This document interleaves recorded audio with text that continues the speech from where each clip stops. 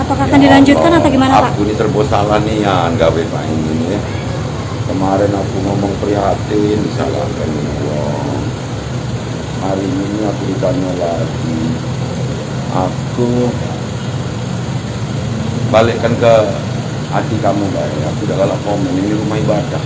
Tanya dengan kejadian ya, mana prosesnya ya. Aku ini kok bersikap mencak ini takut disalahkan aku masalah komentar ini, tapi yang jelas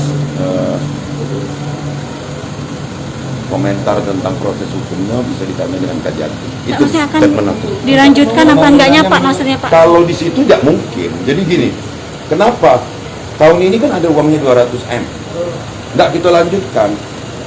Ketika kita diskusikan dengan Forkompinda, APH khususnya aparat penegak hukum, jika kita paksakan bangun dengan mengabaikan kasus yang ada ini, bukan tidak mungkin ketika diaudit konstruksi, ternyata basement dan bangunan yang terbangun lama itu ternyata tidak sesuai dengan konstruksi yang ditentukan dalam kontrak, berakibat terhadap bangunan atasnya.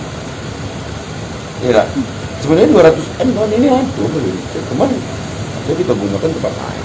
Tapi Sumsel harus tetap ada Islamic Center, entah itu di mana, yang penting di wilayah Sumsel. Terima kasih Pak.